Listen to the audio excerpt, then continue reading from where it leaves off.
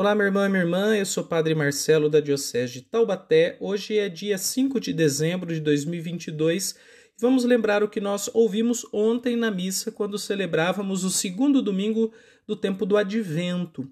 Estamos meditando sobre o tempo de Deus. Vamos agora meditar sobre o passado como sendo o tempo do Senhor.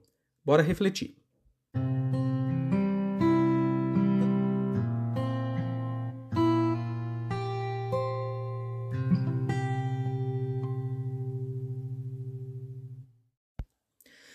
No evangelho que nós escutamos ontem, João Batista aparece como sendo a figura-chave que vem indicar os caminhos do Senhor e vem propor uma conversão. Mas como nós podemos nos converter? A palavra conversão significa transformação de vida. Mas para transformarmos o presente na direção de um futuro diferente, nós somos chamados antes a uma revisão do nosso passado. Na verdade, o passado, ele é também um tempo de Deus. E de que maneira? Bem, vamos pensar isso em 3 pontos. Primeiramente, o passado é mais presente do que parece. Segundo, o passado se faz presente pela memória. E terceiro, nas memórias abertas, acontecem as curas interiores, e aí está o tempo de Deus. Muito bem, primeiro ponto, o tempo do passado é mais presente do que parece.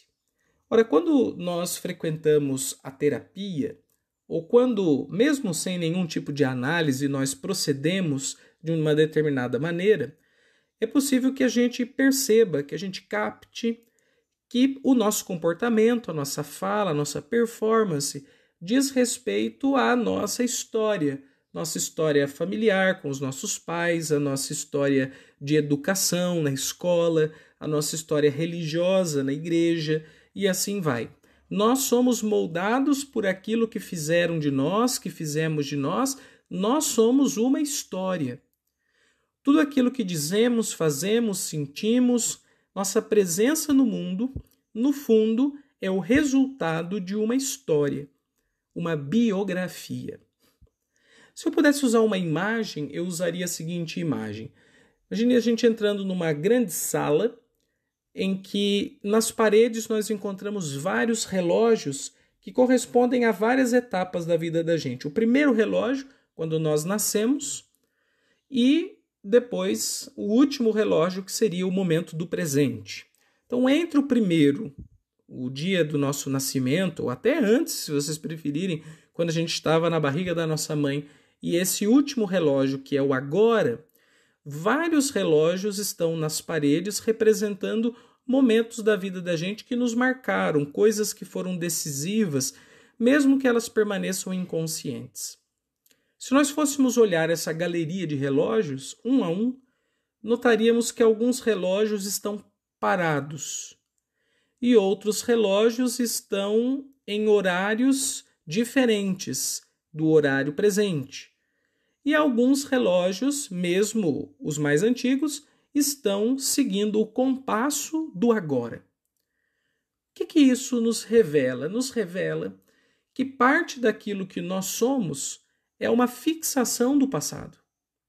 Alguma coisa aconteceu conosco lá atrás e essa coisa lá de trás está nos definindo até agora. É o relógio que parou no tempo. Ao mesmo tempo, há relógios que estão descompassados, porque a gente está hoje num ritmo, numa hora, num tempo, mas há um relógio que, por exemplo, gira para trás, fazendo a gente dar passos e olhar e viver só voltados para aquilo que já se foi. Ao contrário do relógio do instante, do agora, que é um relógio que gira para frente, que é o relógio do tempo natural, em que as coisas estão fluindo. Bem, o que é preciso então notar? Que se o nosso mundo interior, se a nossa alma fosse uma galeria de relógios, vários deles estão situados em outros tempos. Nós somos feitos de passado.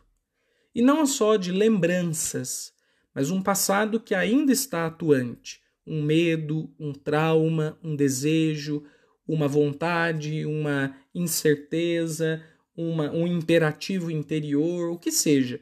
Mas alguma coisa dentro de nós, ou várias coisas, estão no passado. O passado é mais presente do que parece. Eu entro no segundo ponto. É claro que o passado se faz presente nas memórias, mas as memórias não são sempre memórias conscientes.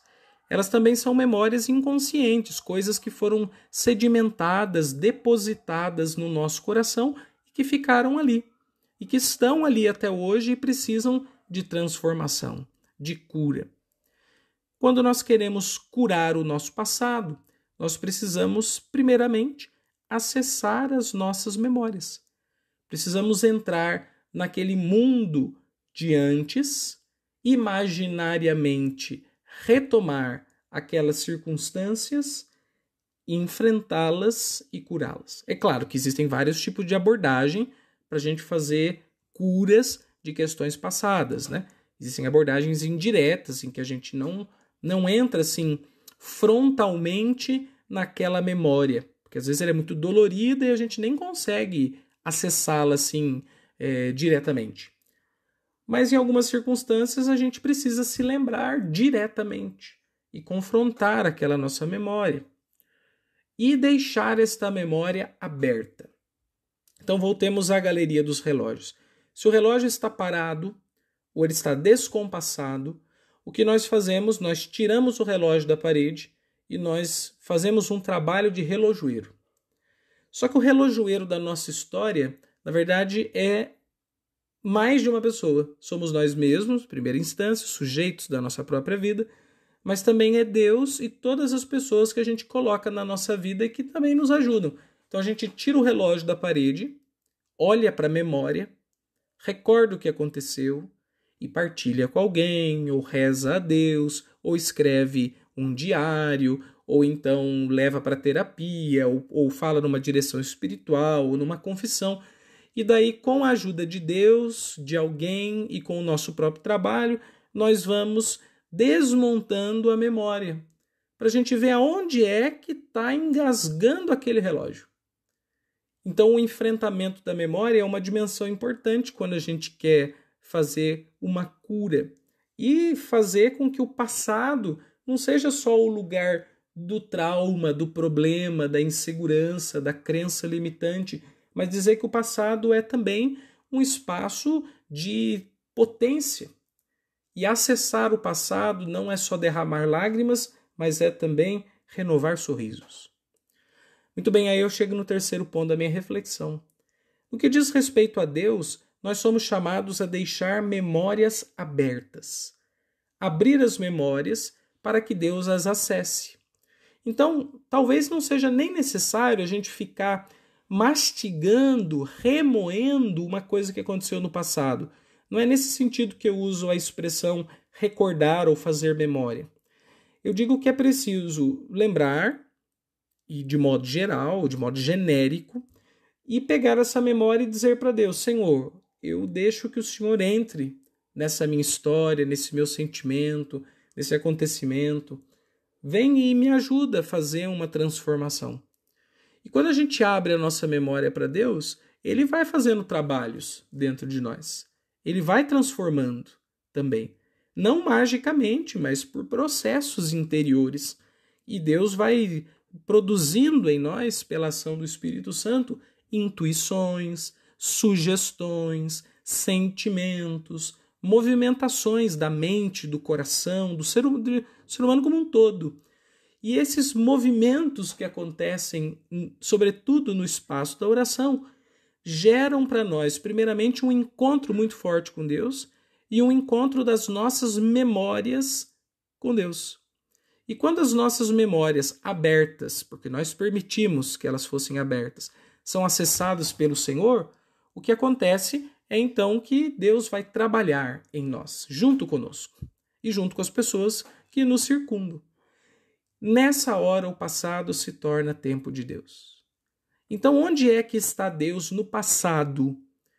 Eu diria que Deus está no passado na medida em que o passado é presente. Então, Deus está naquilo que está travado, parado, que está repetitivo, reincidivo. Deus está ali. Agora, ele só pode fazer algo, só pode acontecer graça se a gente disser entra. A gente, com liberdade, desbloquear as memórias para que ele acesse. Então, meus irmãos, o passado é tempo de Deus. Quando a gente fala assim, é preciso esperar o tempo de Deus, a gente imagina sempre muito o futuro. Mas às vezes é preciso olhar para trás. E lá atrás, através de uma cura interior, para usar uma linguagem religiosa, a gente pode desbloquear a nossa potência de vida. E a bênção de Deus acontece não porque a gente mudou ou deixou de ser quem a gente é ou avançou. Na verdade, a gente foi para trás, mas ir para trás nem sempre é regredir. Ir para trás, às vezes, é pegar impulso para ir mais longe. É isso que aconteceu quando a gente abriu a nossa memória para Deus. Por isso é muito importante lembrar, recordar e recordar na presença do Senhor.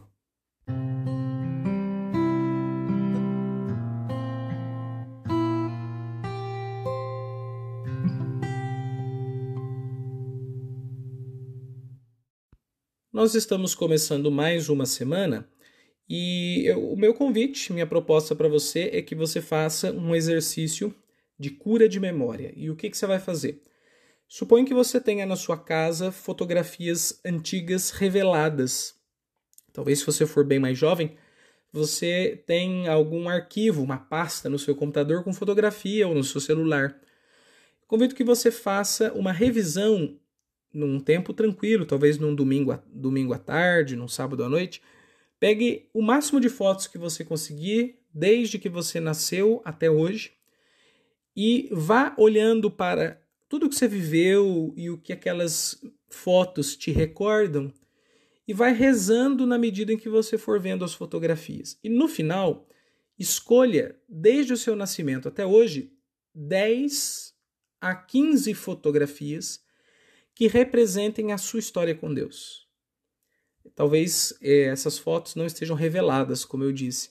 O que você vai fazer? Você vai revelar essas fotos e você vai fazer um albinho de 10 a 15 fotografias e vai nomear esse álbum de Minha História com Deus.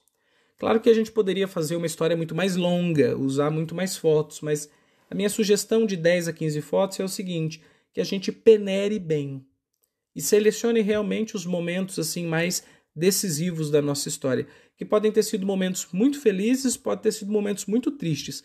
O mais importante é que sejam memórias em que a gente reconhece que Deus está agindo ali, que Deus esteve presente ali e que Deus está ainda presente naquele relógio que pode estar parado, quebrado, andando para trás e está fazendo transformação dentro de nós. Vamos fazer esse exercício e tomara que ele nos ajude a encontrar o Senhor na nossa história. Deus abençoe e até semana que vem com mais um Ontem na Missa. Até logo, pessoal!